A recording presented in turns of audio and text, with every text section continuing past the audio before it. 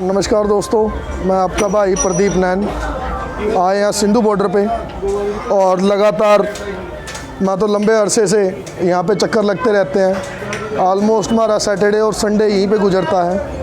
26 जनवरी की पूरे ज़ोरों शोर से तैयारियाँ चल रही हैं। सबसे पहले तो मैं बता दूँ, ये जिम लगाया हुआ है, सेवा लगाई थी हमने अपनी छोटी सी अपनी तरफ से यहाँ, ताकि नौजवान बच्चे लगातार एक्सरसाइज लगा सकें, उनकी सेहत पे कोई असर ना आए आंदोलन की वजह से। दूसरी बात, 26 जनवरी को लेके बहुत सारी अफवाहें उड़ रही हैं कि दिल्ली के लाल किले पे किसान झंडा फहराएगा। देखो, लाल किले पे झंडा तो सिर्फ़ और सिर्फ प्रधानमंत्री जो भी देश का मौजूदा होता है वो फहराता है, बाकी कोई और तो गैर कानूनी होता है। दूसरी बात, हम किसान मार्च करेंगे।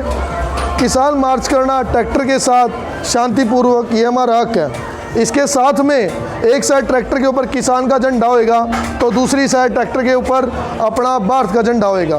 बिकॉज हम किसान के साथ साथ इस देश के वासी भी हैं और इस देश के संविधान का सम्मान रखना ये हमारा परम कर्तव्य है। हमें 26 जनवरी को कोई भी गैरकानूनी काम नहीं करना।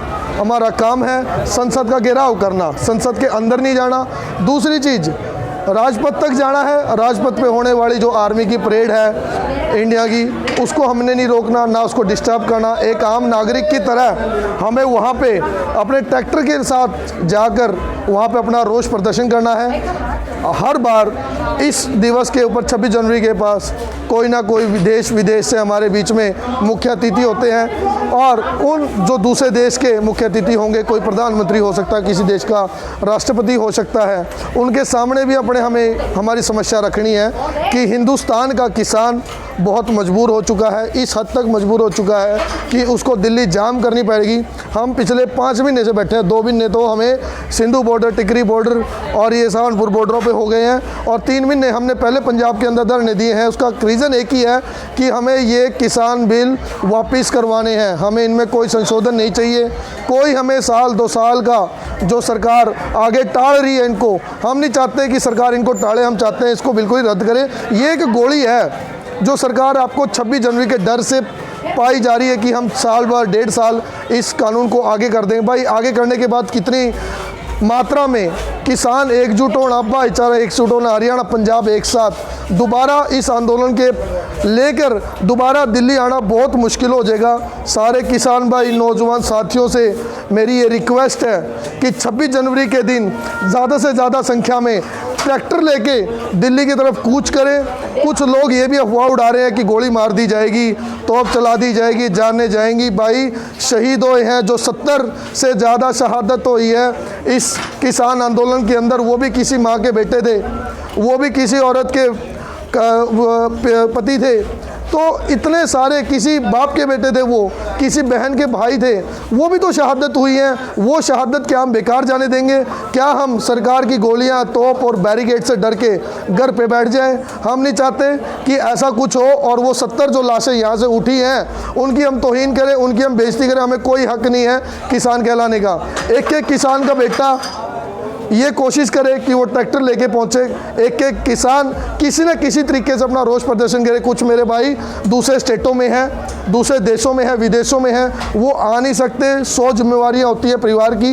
मैं चाहता हूँ वो सारे भाई कम से कम सोशल मीडिया के थ्रू इस दुनिया के अंदर हाहाकार मचा दें कि किसान, भारत का किसान इतना मजबूर हो चुका है कि इस तानाशाह सरकार ने उनको इस कदर मजबूर किया कि वो दिल्ली इस ठंड के अंदर, यार 2 महीने सरकार सिर्फ और सिर्फ आगे टाली जा रही है। इन कानूनों को इसलिए टाली जा रही है ताकि वो सोच रहे कि आगे फसल का वक्त आ जाए कटाई का, ताकि किसान वापस चला जाए। पहले उम्मीद में थी कि बरसात आएगी, सर्दियों में बरसात होती है दिसंबर के महीने में, तो उससे तितर बितर हो जाएंगे, ज़्यादा ठंड होगी, उससे रोष कम हो जाएगा। लेकिन ऐसा नहीं है। दिन बर दिन किसान आंदोलन, ये किसान तीर्थ स्थान बन चुके हैं। चाहे वो सिंधु बॉर्डर हो, चाहे वो टिकरी बॉर्डर हो, चाहे वो बाकी सारी जगह हो जहाँ पे किसान बैठा है, यहाँ आके आप सभी को पता लगेगा कि 26 जनवरी को लेकर कितना जोश है लोगों के अंदर। एक एक ट्रैक्टर के अंदर, एक एक ट्राली के अंदर 2-2 ट्रैक्टर लोड होके आ रहे हैं। उनका सिर्फ कारण यही है ताकि दूर से आ रहे हैं, टाइम से पहले यहाँ पहुँच गए हैं ताकि बैरिकेड का सामना ना करना पड़े। सारे भाइयों को बताना चाहूँगा, 2-3 दिन सरकार का पेट्रोल पंप बंद रखने का प्लान है। इसका भी रीज़न है ताकि डीजल की तंगी के कारण ट्रैक्टर ना पहुंच के। दूसरी चीज़ 3 दिन पहले ही बैरिकेड लग जाएंगे, चाहे वो अम्बाला के अंदर हो, चाहे वो कुरुक्षेत्र के अंदर, चाहे वो करनाल के। कोशिश रहेगी सरकार की कि जो किसान जिस डिस्ट्रिक्ट से है उसको उसी डिस्ट्रिक्ट के अंदर कैद कर दिया जाए और अगले 48 घंटे तक उसको वहाँ पर परेशान किया जाए। सारे भाइयों से रिक्वेस्ट करूँगा कि 2 से 3 दिन पहले चलें, अपनी टंकियाँ फुल करवाएं, खाली जो ट्राली आ रही है उसमें ट्रैक्टर लोड करके लेके आएँ। कोई गोलियां नहीं चलेंगी, कोई तोप नहीं चलेगी, कुछ नहीं होने वाला। हमारा हक है, दिल्ली हमारी भी राजधानी है, अकेले नरेंद्र मोदी की नहीं है, बीजेपी की सरकार की नहीं है, हमारी भी राजधानी है। और हमें अपनी राजधानी में राजपथ पर जो परेड होने वाली है, जो लाल किले पर झंडा फहराया जाएगा, उसके अंदर उस क्या नाम है प्रोग्राम के अंदर हमें शामिल होने का पूरा हक है।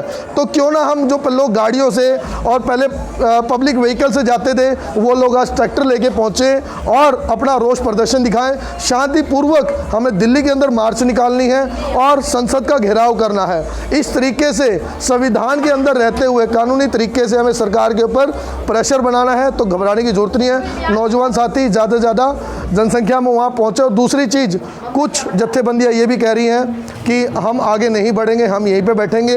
हमें बैठे हुए आज 5 महीने हो चुके हैं, क्या नतीजा निकला है? सरकार और आगे हमें साल 6, हम बोलते हैं 9 महीने का राशन है, 1 साल। अरे राशन तो हमारे पास सारी उम्र का है भाइयों, लेकिन हमारे पास क्या इतना वक्त है कि हम अपने बच्चों को, अपने परिवार को छोड़ के यहाँ बैठेंगे या बाकी ज़िंदगियाँ और जो जिम्मेवारियाँ हैं हमारी वो संभालेंगे? तो हमारी कोशिश यही है कि इस आंदोलन को हम लंबा ना खींचें, बल्कि इस जोश के साथ आगे लेके जाएं ताकि सरकार कम से कम समय में जल्दी से जल्दी घुटने टेके और ये काले कानून वापस ले। दूसरी बात, काले कानून वापस करना ही हमारी जीत नहीं है। किसान पहले भी कर्जदार था, आज भी कर्जदार है। ये जो 3 काले कानून साथ आएंगे, इनसे किसान मजबूर हो जाएगा और आने वाले वक्त में हमें अपनी ज़मीनें बेचनी पड़ेंगी।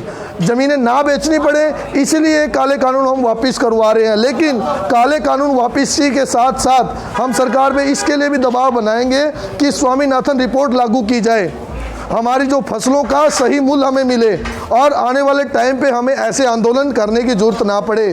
तो मेरे भाइयों से सबसे रिक्वेस्ट है कि काले कानून वापसी और साथ में स्वामीनाथन रिपोर्ट को लागू किया जाए ताकि हम जिस कर्ज में डूबे हुए हैं, इस काले कानून के बाद भी हमारे पास किसान होते हुए बहुत सारी समस्याएं हैं, उन सारी समस्याओं से हमें लड़ना है और ये रिपोर्ट को लागू करा के हमने हमारी असली जीत का झंडा फहराना है। जय हिंद, जय किसान, धन्यवाद।